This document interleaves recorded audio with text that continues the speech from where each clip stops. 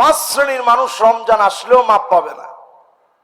তাহলে তারা কত বড় বঞ্চিত একটু চিন্তা করেন।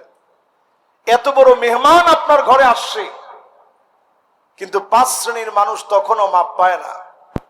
এর মধ্যে 1 নাম্বার মুশরিক, যেই লোকটা শিরক করবে, আল্লাহ ছাড়া অন্যের কাছে যাবে, আল্লাহ ছাড়া অন্যের কাছে মাথা নোয়াবে, আল্লাহর কাছে অন্যের কাছে শরণাপন্ন হবে, আল্লাহ ছাড়া অন্যের কাছে ধর্ণা দিবে, এমন লোককে রমজানেও যিনি মাফ করবে না, ক্ষমা করে দিবে না, তিনি কে?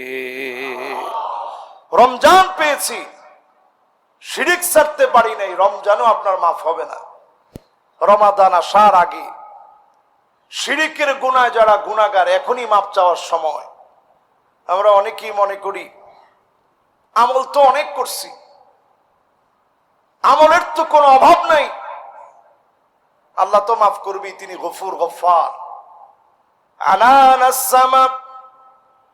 গুনাহগুলো যদি সমুদ্রের ফেনা পরিমাণও হয়ে যায়, আনানাসামা মানে আকাশের মেঘমালা পর্যন্ত যদি পৌঁছে যায়, করাবাতুল আরদি খাতিয়াতান, সারা দুনিয়া যদি আপনার গুনাহ দিয়ে ভরপুর হয়ে যায়, শিরকের গুনাহ না করেন, শিরকের মতো বড় অন্যায় না করেন, সব গুনাহগুলো ডেকে ডেকে যিনি রমজান মাসে মাফ করে দিবেন, তিনি কে? 1 নাম্বার পেলাম, শিরকের গুনাহ আল্লাহ মাফ করে না। 2 নম্বরে মুশাহিন, যেই লোকটার মনের ভিতরে হিংসা বিদ্বেষ ভরা, এই লোকটারে আল্লাহ রমজান মাসেও মাফ করে না। আচ্ছা, আমি যদি এবার আমাদের এই মসজিদে যদি জিজ্ঞাসা করি, হিংসা নাই এরকম লোক কি আমরা আছি নাকি? যদি আমারই প্রশ্ন করেন যে হুজুর আপনার মনে হিংসা আছে কিনা, শয়তান একটা ফিতরতি ভাবে হিংসাটা আমার ভিতরে জাগ্রত করবে, এটা খুব স্বাভাবিক বিষয়। এটা থেকে বাঁচার উপায় কি? যখনই আপনার মনের ভিতরে হিংসা আসবে, যে ব্যক্তির জন্য আসলে, একসঙ্গে পড়াশোনা করছেন, উনিও এখন অনেক বড় হয়ে গেছে, স্বাভাবিক তখন আপনার মাথার মধ্যে আকাশ ভেঙে পড়ার মতো অবস্থা, যে সে একসঙ্গে পড়লাম, সে এত বড় হয়ে গেছে আর আমি আমার জায়গায় রয়ে গেলাম। আল্লাহ সব তুমি তারই দিছ, আমারে আর তুমি দেখলা না। এই কথাটা বলাটা কুফরি, সরাসরি এইটা কুফরি, মারাত্মক ধরনের বড় ধরনের গুনাহ। আপনি যখনই মনের ভিতরে হিংসা আসবে, আপনার ভাইয়ের জন্য দোয়া করবেন, পরক্ষণে দোয়া করার কারণে ফেরেশতারা আপনার জন্য দোয়া করবে। আয় আল্লাহ, আল্লাহর এই গোলামকে আপনি দিয়ে দেন, তার মন এত ভালো, সে যেমন ভাইয়ের জন্য দোয়া করলো, হুবহু তারেও আপনি দিয়ে দেন। এই দোয়ার কারণে আপনাকেও যিনি দিয়ে দিবেন, তিনি কে? এই জন্য খুব খেয়াল রাখা, সব সময় যখন মনের ভিতরে হিংসা আসবে, যে ভাইয়ের নামে হিংসা আসবে, যে আল্লাহ তার একটা 5 তলা বাড়ি হয়েছে, আমার তো কিছু নাই, আপনি দোয়া করবেন আল্লাহ 5 তলা একটা হয়েছে, আরেকটা দেন। তার সন্তানগুলা প্রতিষ্ঠিত হয়ে গেছে, আপনি দোয়া করেন আল্লাহ আপনি একটা সন্তান তাকে প্রতিষ্ঠিত করেছেন, আল্লাহ তার প্রত্যেকটা সন্তানকে আপনি প্রতিষ্ঠিত করেন। যখন আপনি এরকম দোয়া করবেন, ফেরেশতারা আপনার জন্য দোয়া করবে। ওই যে দোয়া আপনি তার জন্য করলেন, হুবহু দোয়াটা ফেরেশতারা আপনার জন্য হয়ে করবে। সুবহানাল্লাহ বিহামদিহি। এই জন্য রমজান মাস আসার আগে 1 নাম্বার ঠিক করা লাগবে, ইবাদত কার জন্য করছি? শুধুমাত্র আল্লাহর জন্য ইবাদত করা লাগবে। যত নামি দামি পীর হোক, আমি কোন পীরের বিরোধী নই, তবে কোন পীর আপনাকে তিল পরিমাণ কিচ্ছু দিতে পারে না, একমাত্র দিতে পারেন কে? এই মসজিদ থেকে কথা দ্ব্যর্থহীন কণ্ঠে আমরা বলতে চাই, কোন পীরের সামান্য কোনো ক্ষমতা নাই কোনো কিছু দেওয়ার। জিন্দা অথবা মৃত কোন পীর কাউকে কিচ্ছু দিতে পারে না, একমাত্র যিনি দিতে পারেন তিনি কে? আপনারা মনের ভিতরে চিন্তা করতে পারেন যে হুজুর সবারে যদি দেয় তো আল্লাহর ভান্ডার থেকে তো কিঞ্চিত কমে যাওয়ার কথা। নাউজুবিল্লাহ বলে। আল্লাহর ভান্ডারটা কত বড় একটু চিন্তা করেন। লাউ ইন্না আউওয়ালাকুম ওয়া ইনসাকুম ওয়া জিন্নাকুম ক্বামু ফি সাঈদিন ওয়াহিদিন, যদি এই দিলু ব্যাপারে মসজিদের সব মুসল্লিরা মিলে, সারা দুনিয়ার সব মানুষগুলা মিলে, আর জিন যদি সাথে মিলে আল্লাহর কাছে একটা একটা করে চাইতে থাকে, আর আমার আল্লাহ যদি শুধু দিতে থাকেন, মা নাকাসা মিম্মা যালিকা ইনদি ইল্লা কামা ইয়ানকুসুল মিখয়াতু ইযা উদখিলাল বাহর, সমুদ্রের ভিতরে সুই ঢুকিয়ে সেই সুইটা উপরের দিকে দিলে সমুদ্র যেমন সামান্য টের পাবে না, আল্লাহর ভান্ডার এত বড়, সবাইকে দিলেও সামান্য আল্লাহর কাছ থেকে ফুরায় যাবে না। সে আল্লাহর কাছে রমজানে আসেন রাত আর দিনে, ওয়াযালিকা কুল্লু লাইলা, রাত আর দিনে মাফ করে দিবে, শুধু চাইতে দেরি হবে। অনেক গুনাহ করে ফেলেছি, অন্যায় করে ফেলেছি, আপনি চাইতে দেরি হবে। এই মাসের নামই হলো ঈদ আউলিয়া ইল্লাহ, আল্লাহর ওলিদের আনন্দের মাস এটি। ঈদ আউলিয়া ইল্লাহ, আল্লাহর ওলি হওয়ার মাস এটি।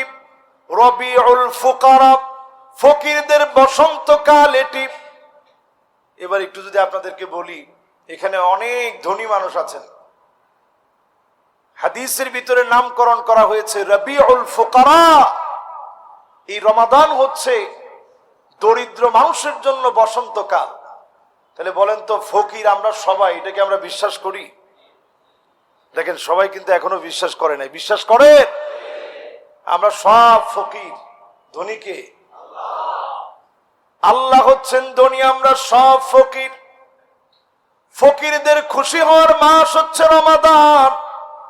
অন্য অর্থে আপনি যাকাত দিবেন, সাদাকাতুল ফিত্র দিবেন, দরিদ্র মানুষের মন খুশি হয়ে যাবে, তার মনের মধ্যে হাসি ফুটবে। রমজানকে দিয়ে দরিদ্র মানুষের মন খুশি করায় দিবে। রমজানকে দিয়ে দরিদ্র মানুষের মনগুলা ভরে যাবে।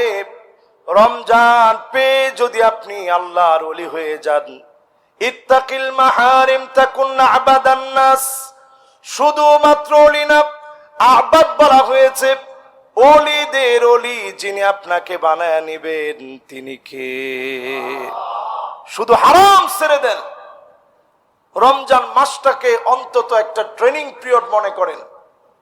ট্রেনিং সেন্টারের ভিতরে যদি আপনি 720 ঘন্টার জন্য রমাদানের দরজা দিয়ে ঢুকেন, আরেকটা দরজা দিয়ে আপনি বের হবেন। মাত্র 30 দিনের একটা ট্রেনিং সেন্টারে আপনি ঢুকলেন, এক দরজা দিয়ে আপনি প্রবেশ করলেন রোজাদার হয়ে। আল্লাহর হকগুলো আপনি যথাযথ আদায় করলেন রোজাদার হয়ে। যদি আদায় করতে পারেন, বের হবেন আরেকটা দরজা দিয়ে 720 ঘন্টা ট্রেনিং কাজে লাগায়া যিনি আপনাকে ওলিদের ওলি বানায় নিবেন তিনি কে?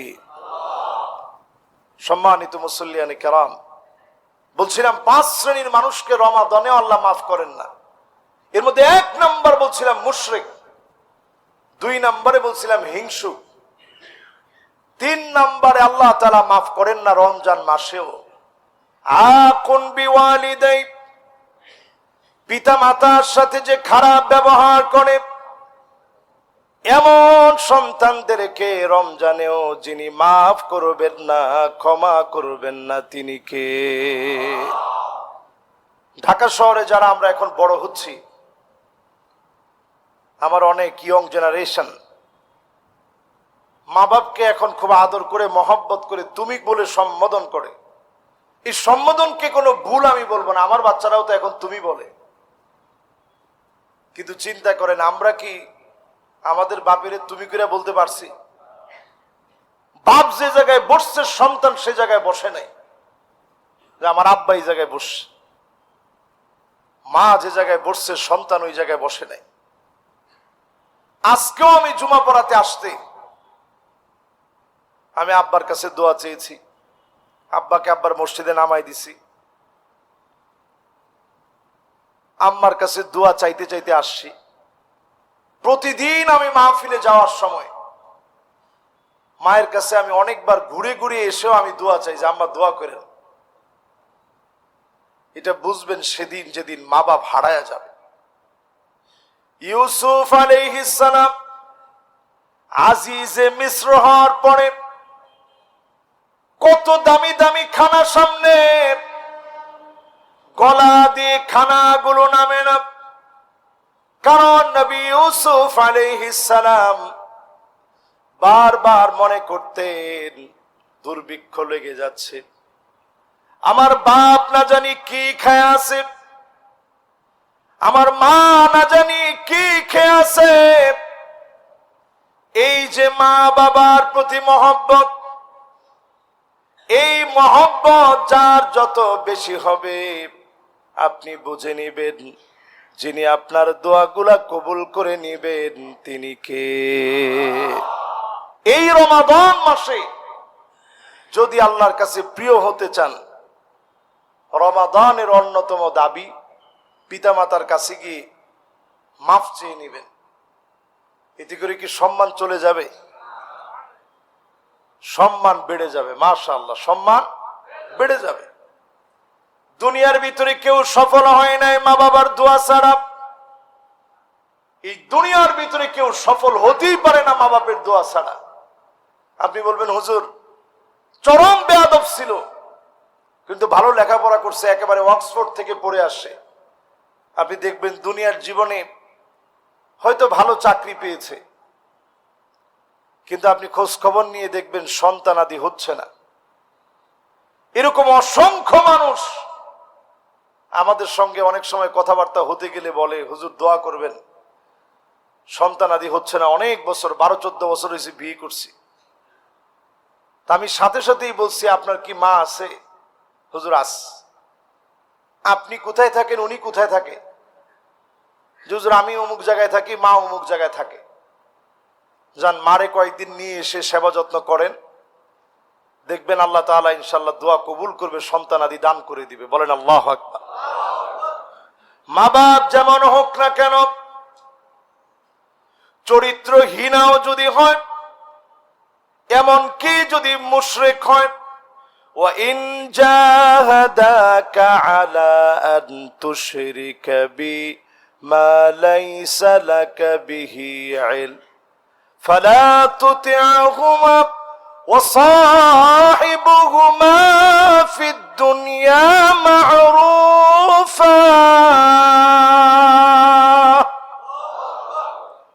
দুনিয়ার জীবনে যেমন ব্যবহার প্রাপ্য, মা বাপ যদি মুমিনা না হয়, মুশরিক পর্যন্ত হয়, বিধর্মী পর্যন্ত হয়, সুন্দর ব্যবহার করবেন, আপনার উপরে যিনি খুশি হয়ে যাবেন তিনি কে? মা বাপ দুনিয়া থেকে চলে গেছে। এক সাহাবী নবীজির কাছে দৌড়ে আসছেন, নবী আমার তো গুনাহ হয়ে গেছে। আল্লাহ নবী বললেন আলাকা তোমার কি মা আছে? না নবী আমার মা নাই। আল্লাহ নবী বললেন তোমার কি খালা আছে? নবী আমার খালাস। যাও খালার সাথে কি সুন্দর ব্যবহার করো, আল্লাহ তোমার গুনাহ মাফ করে দিবে। সুবহানাল্লাহ। এই জন্য রমজান আসার আগে মায়ের সাথে টুকটাক বেয়াদবি করে ফেলছি, এরকম তো আমরা সবাই। আর এখনকার যে মেজাজ, মোবাইলের মেজাজ, এই মোবাইলের মেজাজের জামানায় মা বাবার সাথে একটু ধমক দিয়ে কথা বলেন না এমন তো কেউ নেই। সবাই কম বেশি আরে তুমি কি বুঝবা, আমি একলা সব বুঝি, তুমি কি বুঝবা আমার বিষয়। এরকম যারা ধমক দিয়ে কথা বলে ফেলছেন, আল্লাহর হস্তে রমাদানের আগে মাফ চেয়ে নেন। মায়ের কাছে গিয়ে বলেন আম্মা আমারে মাফ করে দেন, আব্বা আমারে মাফ করে দেন। এখনো আমার মনে পড়ে প্রায় সময় বাপ যখন শাসন করত, রাত হয়ে গেলে যখন ঘুমায় পড়ার জন্য শুয়ে যেতাম, প্রায় সময় অনুভব করতাম আলতো করে একটা হাত আমার মাথার উপরে আদর করে দিয়ে বাপ বলতেন, সন্তান কেন বুঝলি না, কেন মার খেতে গেলি? কান্নায় তখন বালিশ ভিজে যেত। বাপ এত পরিমাণ সন্তানকে মহব্বত করে, দিল থেকে ভালোবাসে। কিয়ামতের আগে এমন অবস্থা হবে, আল্লাহর হাবিব বলেন, লা তাকুমুস সাআ, ততদিন পর্যন্ত এই দুনিয়া শেষ হবে না, হাত্তা ইয়াকতুলা জারাহু, প্রতিবেশী প্রতিবেশীরে মারবে, আখাহু ভাই ভাইরে মারবে, আবাহু বাপ মাকে মেরে ফেলবে। আজকের জামানার কোনো দোষ নাই, জামানার কোনো পরিবর্তন হয় নাই। মানুষ আমরা পরিবর্তন হয়ে গেছি, অধিকাংশ লোক এমন হয়ে গেছি, মায়ের সঙ্গে খারাপ ব্যবহার করি, বাপেরে খাবার দেই না, মারে খাবার দেই না। এই রমাদানে নিয়ত করে নেন, যিনি গুনাহ মাফ করে কবুল করে নিবেন তিনি কে? সম্মানিত মুসল্লিয়ানে কেরাম, বলেন তো কয়টা হইছে? মাশাআল্লাহ, বলেন তো কয়টা? তিনটা হইছে। চতুর্থ নম্বরে জালেম, যেই লোকটা জুলম করবে, অন্যায় করবে, মানুষের অধিকার নষ্ট করবে, লঙ্ঘন করবে। কাউরে যদি আপনি অন্যায় ভাবে একটা থাপ্পড়ও দিয়ে থাকেন, আপনি লিখে রাখেন, আল্লাহর কাছে তওবা করেন এখনই। ইয়াকুম ওয়াজ-যুলম ফাইন্নাজ-যুলমা যুলুমাতুন ইয়াওমাল কিয়ামাহ। বর্বরতা ইসলাম শিখায় না। কারো উপরে যদি সামান্য জুলুম করে ফেলেন, আল্লাহর কাছে কায়মানুবাক্যে ক্ষমা চেয়ে নেন, যিনি আপনার গুনাহগুলা মাফ করে দিবেন তিনি কে? ওই লোকটার কাছে মাফ চান যার উপরে আপনি আঘাত করে ফেলছেন। যেই লোকটার হক আপনি নষ্ট করলেন, জালেম হলেন, তার কাছে গিয়ে আপনি মাফ চান। আমরা অনেক সময় মনে করি আমার চাইতে বড় ক্ষমতাধর আর কে আছে, এজন্য আপনি আরেকজনের উপরে জুলুম করলেন। জুলুমের হিসাব পাই টু পাই আল্লাহ দিবে। কোরআনে এই শব্দ দ্বিতীয়বার আর আসে নাই। ওয়ালা তারকানু ইলাল্লাযীনা যালামু ফাতামাসসাকুমুন নার। এই আয়াত আল কোরআনের ভিতরে একবার আসছে ওয়ালা তারকানু, এই শব্দ দ্বিতীয়বার কোরআনের ভিতরে আল্লাহ আর বলেন নাই। জালেমদের সঙ্গে ঠেস দিও না। ঠেস দেওয়া বুঝেন? হেলান দিও না। হেলান দেওয়া বুঝেন? হেলান দেওয়া মানে এইরকম একটু, এটাকে আপনাদেরকে একটু কাত হয়ে, অন্তত জালেমদের পাশে এরকম কাত হয়ে একটু সঙ্গ দেওয়া। কোরআনুল কারীম দ্ব্যর্থহীন কণ্ঠে বলছে, খবরদার জালেমদের সঙ্গে ঠেস দিতে যেও না, হেলান দিতে যেও না। যারা দিবে তাদের জন্য জাহান্নামের আগুন অপেক্ষায় আছে। জাহান্নামের একটা সেকেন্ডের আগুন সহ্য করার মতো ক্ষমতা আমাদের আছে? এরপরে আমার ভাইয়েরা,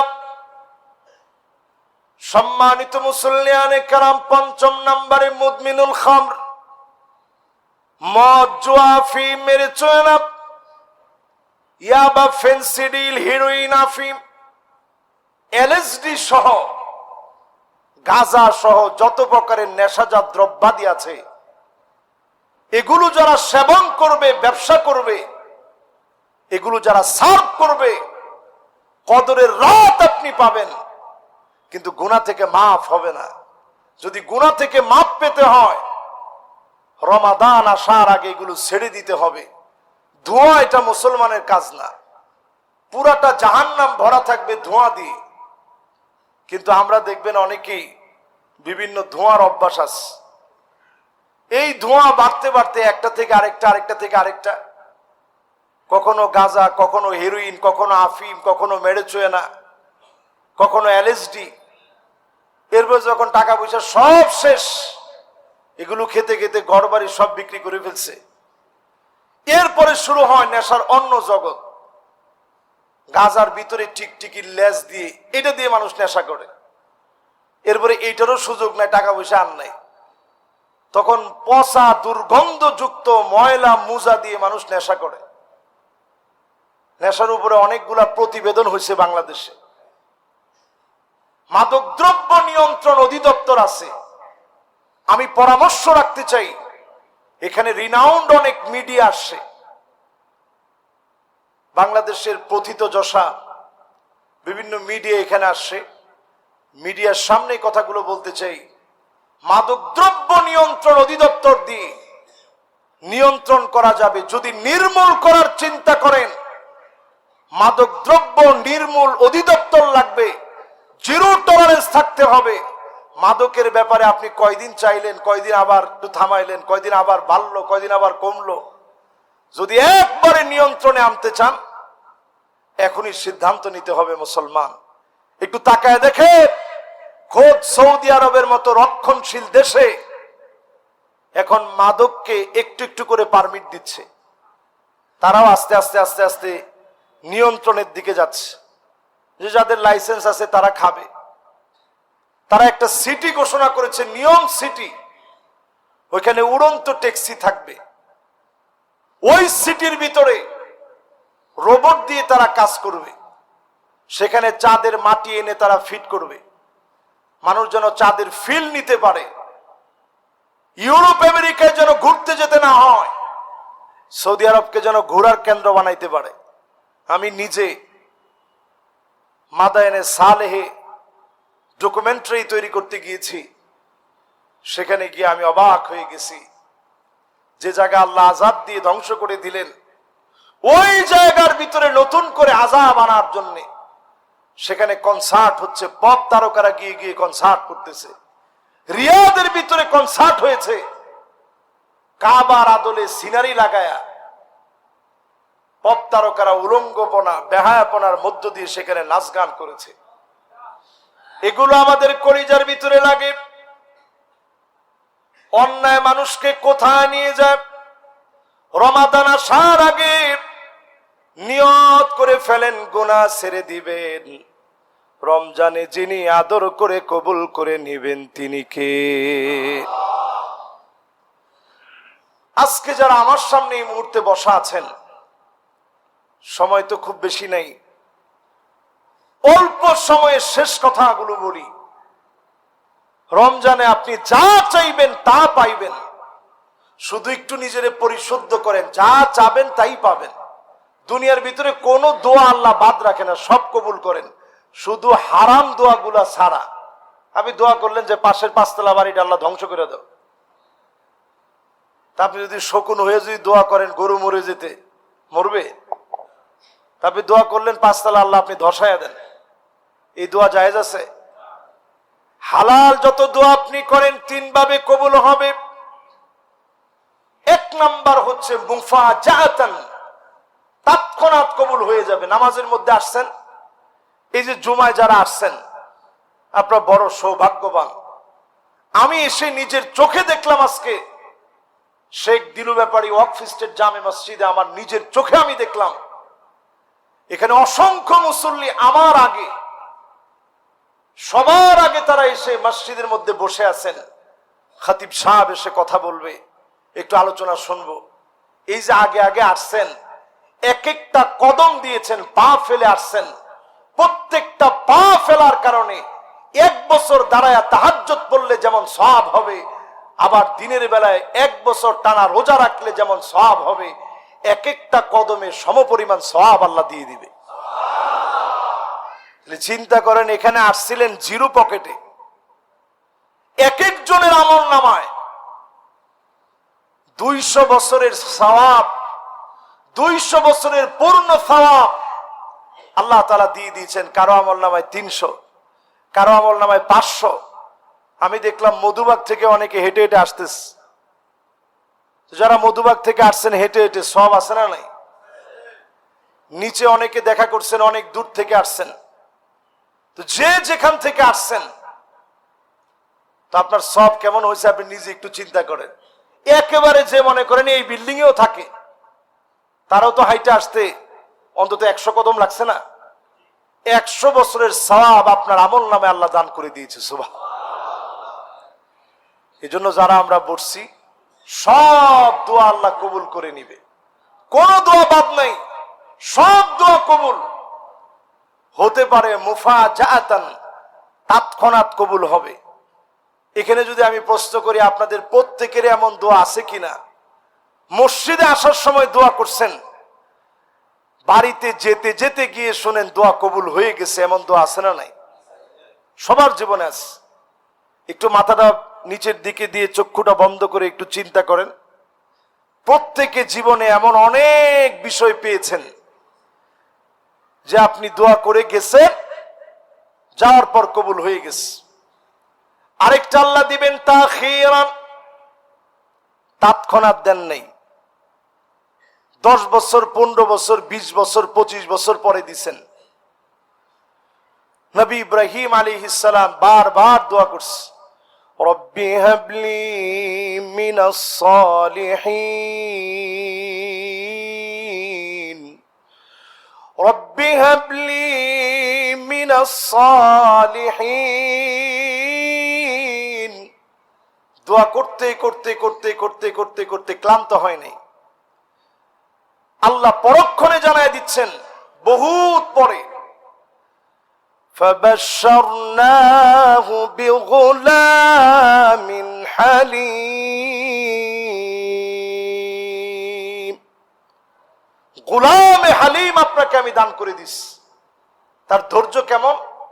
সমুদ্র, মহাসমুদ্র একদিকে রাখবে, ইসমাঈল আলাইহিস সালামের ধৈর্য এত বেশি হবে, সমুদ্রের চাইতে ওনার ধৈর্যটা বড় হয়ে যাবে। জোরে কোন আল্লাহু আকবার। ওইটা না হয় আরেকদিন এই বিষয়ে আলোচনা করা যাবে। তাহলে দোয়া কবুল হয় 3 ভাবে। একটা ডাইরেক্ট তৎক্ষণাৎ ওই সময়ে কবুল হয়ে যায়, একটা কিছুদিন পরে কবুল হয়, আরেকটা আল্লাহ রাব্বুল আলামিন যেগুলা দুনিয়ায় কবুল হয় নাই, আখিরাতে নিয়ামত দিয়া সাজায় রাখছে। বুশরা মিন ইনদিল্লাহ, জান্নাতের ভিতরে আল্লাহ শুভ সংবাদ দিয়ে বলবে, এই যে বাড়িটা দেখতেছো, এই 100 তলা বাড়ি, মিআতু দারাজা, এই 100 তলা বাড়ি কিসের জন্য জানো? লোকটা সেদিন বলবে, আল্লাহ এত বড় বাড়িটা তুমি কেন দিলা? একটা তালা থেকে আরেকটা তালা হবে মা বাইনাস সামাই ওয়াল আরদ, জমিন থেকে আকাশ যত দূরে, আকাশ থেকে জমিন যত দূরে, এক তালা থেকে আরেক তালার দূরত্ব হবে এত বেশি। জোরে কোন আল্লাহু আকবার। তো আল্লাহ কেন আপনি এত দাম দিলেন? এত দাম দিলাম, ওই যে তুমি দুনিয়ার জীবনে দোয়া করেছিলা, এই দোয়ার রেজাল্ট হিসেবে আমি আল্লাহ তোমার আখিরাতের জন্য বিশাল নিয়ামত দিয়ে দিলাম। জোরে বলেন আল্লাহু আকবার। এই জন্য মাসের নাম শাহরুদ দোয়া, এই মাসের নাম শাহরু তিলাওয়াতিল কোরআন, এই মাসের নাম শাহরু নুজুলিল কোরআন, কোরআন নাজিলের মাস, কোরআন তেলাওয়াতের মাস। অধিক পরিমাণে কোরআন তেলাওয়াতের নিয়ত করে ফেলেন, কোরআনে কারীম পড়া শুরু করেন, না পারলে একটু একটু করে পড়েন। একটু যদি শিখার নিয়ত করেন, ওই অবস্থায় যদি আপনার মওত হয়ে যায়, যিনি চাইলে মাফ করে দিবেন তিনি কে? এই জন্য অধিক পরিমাণে তেলাওয়াতের নিয়ত করেন, অধিক পরিমাণে ভালো ভালো কাজের নিয়ত করে ফেলেন। মনের মধ্যে নিয়ত নেন, এই রমজানে এই করবো, আল্লাহ এই করবো, এই করবো, একটা প্ল্যান তৈরি করেন। রমাদান একটা প্ল্যানার বানান যে আল্লাহ রমাদানে আমার এই রুটিন, এই কাজগুলো রমজানে করবই। কাতাবাল্লাহু লাহু হাসানাতান কামিলা, পূর্ণ ভালোভাবে করতে পারেন নাই, রমাদান পেয়েছিলেন, হক পুরাপুরি আদায় করতে পারেন নাই, করেছিলেন নিয়ত অনুযায়ী চেষ্টা করেছেন, কাতাবাল্লাহু লাহু হাসানাতান কামিলা, পূর্ণ ভালোভাবে করলে যেই পরিমাণ সওয়াব হতো, সম পরিমাণ সওয়াব যিনি বান্দার আমল নামায় দিবেন তিনি কে?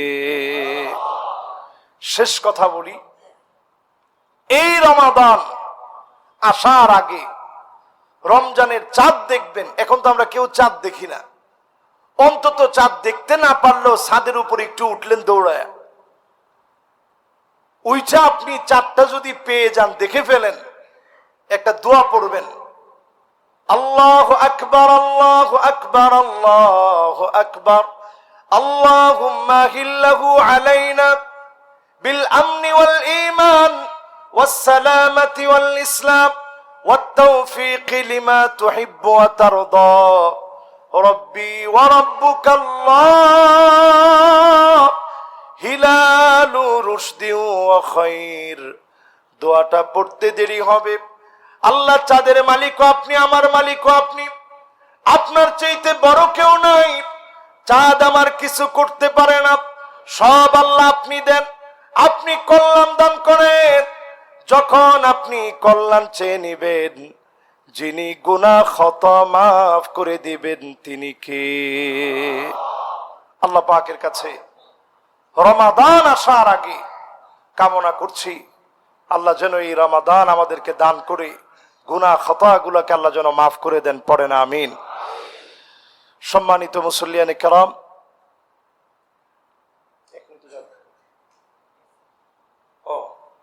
মাশাআল্লাহ, আমরা এটাকে ইনশাআল্লাহ আরো যতটুকু সিস্টেমাইজড করা যায় এটা ইনশাআল্লাহ আমরা করব আশা করি। ঠিক ইনশাআল্লাহ যখন আরবি খুতবার আগে, এই যে পুরা সময়টা কিন্তু দোয়া কবুলের সময়, এই যে এখন আমরা যে টাইমটা এখানে কাটাচ্ছি পুরাটা দোয়া কবুলের সময়, এবং জুমাবারের এই সময়টা এত দামি, যা চাবেন তা পাবেন, এত দামি সময়। আমরা ইনশাআল্লাহ এই মসজিদের প্রতি লক্ষ্য রাখবো, খেয়াল রাখবো। আলহামদুলিল্লাহ দান বক্সগুলো গিয়েছে। এটা ইনশাআল্লাহ আগামী থেকে আলোচনার সময় না, আমরা এটার জন্য আরবি খুতবার ঠিক পূর্ব মুহূর্তে আমাদের দানের এই বক্সগুলো যাবে ইনশাআল্লাহ আপনাদের কাছে। আপনাদেরও তো অনেকের মসজিদের কাছে, খতিবের কাছে অনেকেই দোয়া চেয়ে আপনারা লিখে পাঠাতে পারেন। এটার একটা তালিক খাতা থাকবে ইনশাআল্লাহ। আমরা সেইটা দেখে, অনেকেরই মনে চায় যে এই মসজিদে আমার একটা অংশগ্রহণ থাকুক। তো যারা যারা এই মসজিদে অংশগ্রহণ করবেন, আমরা প্রত্যেকের বিষয়টা ইনশাআল্লাহ বলে দোয়া করব, অসুবিধা নেই। প্রকাশ্যে বলে দোয়া করা এটা কোনো নিষেধ নেই, এটা আরেকজনকে উৎসাহ প্রদান করা। ওই সময়টাতে ইনশাআল্লাহ আমাদের দান বক্সটা চলতে থাকবে। এতে করে মানুষের কনসালটেশনটা অনেক বেশি দানের প্রতি উদ্বুদ্ধ হবে। যেই তো রমাদান মাস সামনে, এটা শাহরুস সাদাকা, দান করার মাস। এই মাসটা আসার আগেই আপনারা কষ্ট পান নাই তো? মনে হয় কষ্ট পাইছেন। তাহলে যেই নিয়মে আছে ওই নিয়মে থাকুক, এটা কোনো অসুবিধা নেই। এটা আমার কোনো সাবজেক্ট না, কিন্তু আমি যেটা সুন্দর মনে করেছি এটা আপনাদেরকে পরামর্শ দিয়েছি। যদি এটা হয় তাহলে দানের পরিমাণটা ইনশাআল্লাহ, আপনারা এমনি অনেক দান করেন, এই মসজিদের প্রতি আপনাদের কন্ট্রিবিউশন অনেক হওয়ার কারণে এই মসজিদ কিন্তু ছোটকাল থেকে আমরা দেখছি, ছোটবেলা থেকে এই মসজিদে আমি বহু নামাজ পড়ছি। আজকে এখানে খতিব হিসাবে এখানে বসছি আপনাদেরকে কথা শোনানোর জন্য। এখানে অনেক নামাজ আমার জীবনে পড়া হয়েছে। তো আল্লাহর মেহেরবানি ইনশাআল্লাহ আমরা যদি এইভাবে ইনশাআল্লাহ একটু নিয়ম করি, দেখবেন ইনশাআল্লাহ সহজ হবে। মসজিদে যে যতটুকু দান করলেন, যতটুকুন দিলেন, এটা আপনার জন্য রয়ে গেল। বানাল্লাহু লাহু বাইতান ফিল জান্নাহ, হতে পারে এর কারণে যিনি জান্নাতে বাড়ি বানায় দিবেন তিনি কে?